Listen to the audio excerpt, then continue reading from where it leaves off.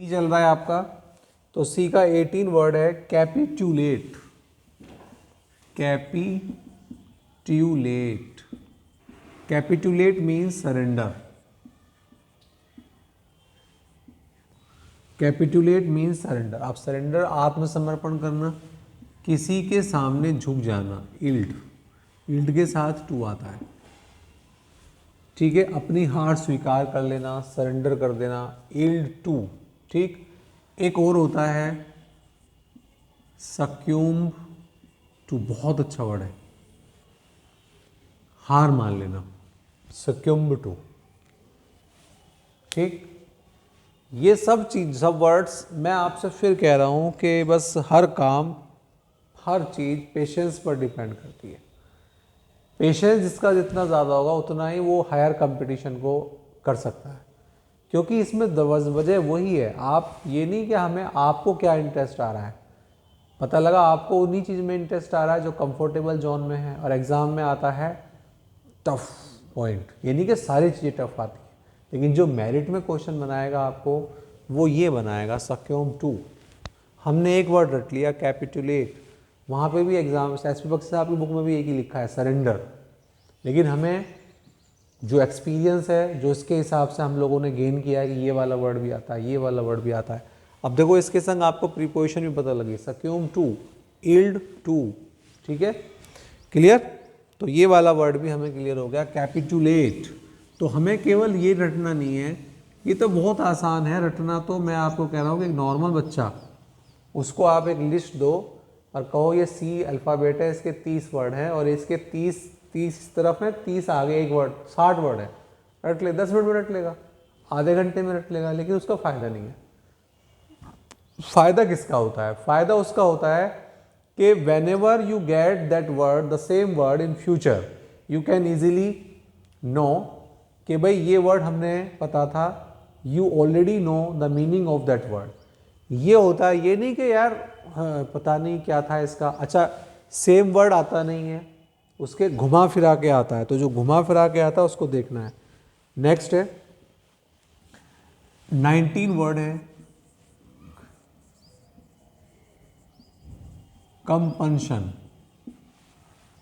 COMPUNC, compulsion नहीं है, कंपनसन, compensation, compensation भी नहीं है, कंपेंसेशन अलग है, COMPENS का आ चुका है वर्ड वो, ये कंपनशन है। फीलिंग ऑफ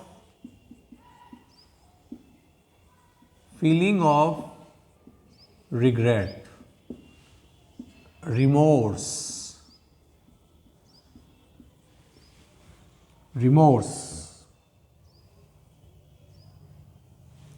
एक चीज और लिखता हूं, द प्रीकिंग,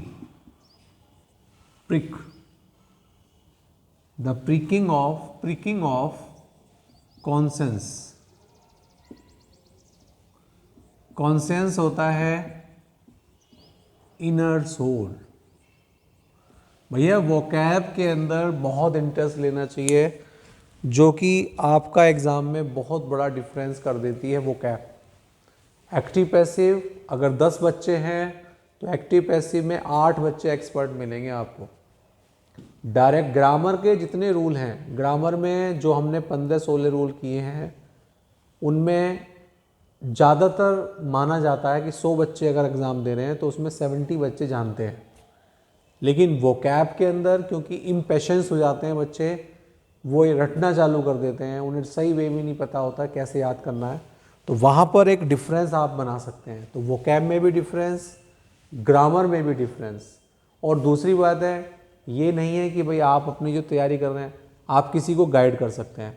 कोई यूपी टेट की तैयारी कर रहा है, सिस्टर आपकी तैयारी कर रही है, TET, C TET, UP TET, super TET, teaching के बहुत सारे एग्जाम हैं, इंग्लिश बेसिक आती है, वहाँ पर आप बता सकते हैं उनको कि इसको इस तरीके से कीजिए।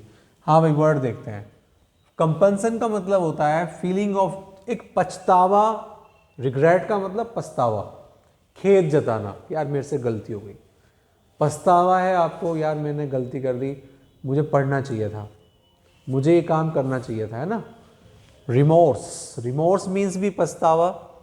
और जब पछतावा होता है तो जो आपकी अंतरात्मा होती है ना, वो आपको प्रिक करती है, चुभती रहती है, अंदर आत्मा आपको आवाज़ देती रहती है यार आपने गलती कर दिया। चुभन जो होती है आपको, उसको कहते हैं प्रिकिंग ऑफ कॉन्शियंस। कॉन्शियंस का मतलब अंतरात्मा, ठीक। कंपल्सन अच्छा वर्ड था। ये वर्ड आपका हो गया 19 word complete.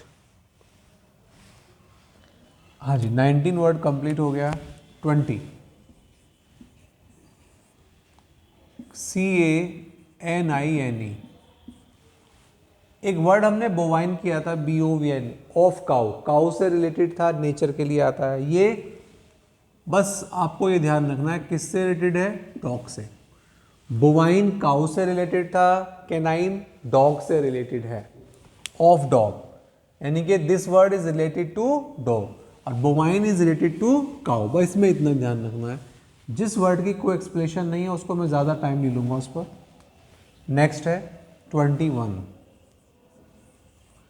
CALLOW, CALLOW Clough. इन एक्सपीरियंस्ड, हाँ भाई इनएक्सपीरियंस्ड अनुभवी, जिसको अनुभव ना हो, इन लगा दिया। एक्सपीरियंस अगर कहते हैं तो अनुभवी व्यक्ति, लेकिन इन लगा दें तो उसका अपोजिट हो गया अनुभवहीन व्यक्ति, जिसे अनुभव ना हो। एक वर्ड आता है नौसिखवा, ए ग्रीन हॉर्न, हॉर्न है यहाँ पर ध्यान रखना, ए ग्रीन हॉर्न, सींग वाला, एक हरे सींग वाला।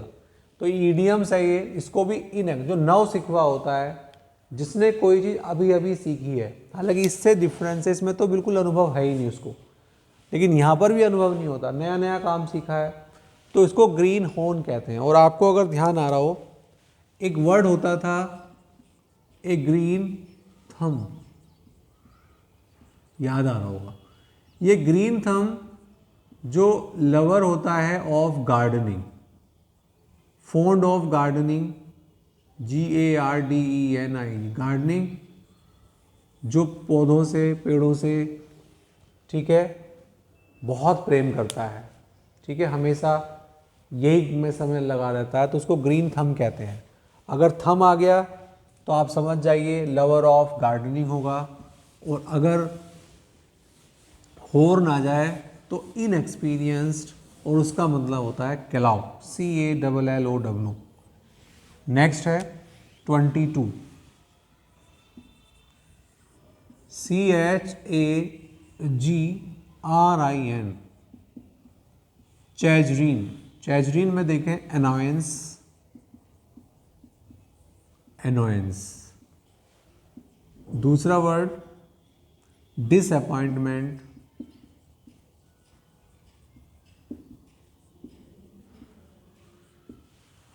डिसअपॉइंटमेंट, ठीक। हाँ भाई गुस्सा, निराशा, गुस्सा या निराशा, कोई व्यक्ति है गुस्से और निराशा से भरा हुआ है, this person is filled with chagrin, गुस्सा भी है, निराशा भी है, उदासी भी है, ठीक है। डिसअपॉइंटमेंट कहते हैं, डिप्रेशन कहते हैं, एक ही बात है, ठीक। तो चैजरीन means annoyance or disappointment, clear? Chagrin means annoyance and disappointment. Next word 23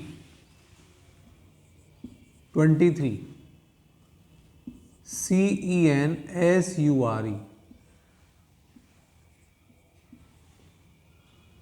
ban भी कह सकते हैं, वैसे बैन तो मेन नहीं है, कह सकते हैं।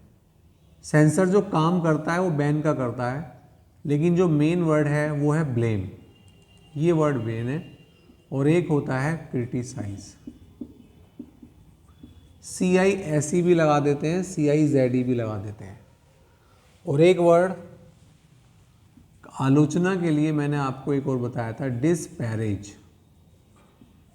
ये वर्ड सेंसर जो है, सेंसर बोर्ड भी कहते हैं, वो सेंसर मीन्स होता है बस क्रिटिसाइज करना, कि भाई इस पिक्चर में, इस मूवी में ये सीन गलत है, यहाँ पर ये डायलॉग गलत है, तो उसको ब्लेम करना, क्रिटिसाइज़ करना, आलोचना करना उसकी, तो वो उसको राइट है, उसको बैन भी कर सकता है। ठीक है, जैसे अभी किसी मूवी के अंदर बात आई थी, उन्होंने कुछ रिलीजियस को लेकर गलत वर्ड यूज़ किए, तो बाद में उन्हें माफ़ी भी मांगनी पड़ी, तो उसकी आलोचना हुई, तो सेंसर, CENSURE, वो वर्ड वही था। हाँ भाई, नेक्स्ट है 24, CED, ट्रांसफर टाइटल टू,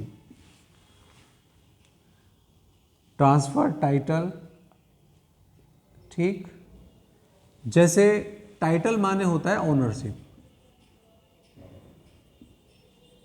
तो सीड मीन्स किसी को ओनरशिप, प्रॉपर्टी की ओनरशिप है, कार की ओनरशिप है, उसको ट्रांसफ़र कर रहे हैं आप, तो उसको कहा जाता है ट्रांसफ़र टाइटल। ठीक है, तो ये होता है ट्रांसफ़र टाइटल, टाइटल ओनरशिप, नाम भी होता है टाइटल, हेडिंग भी होती है।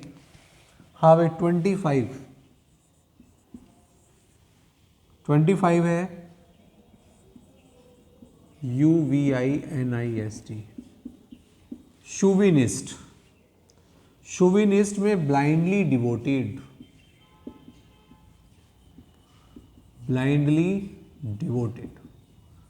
जैसे कहते हैं ना अंधा अनुकरण करना, अंधा अनुकरण मतलब कोई रीज़न, लॉजिक, कोई माइंड, कुछ नहीं, बस आप उसका अनुकरण कर रहे हैं, चाहे वो चीज़ गलत भी हो, वो बहुत गलत होता है।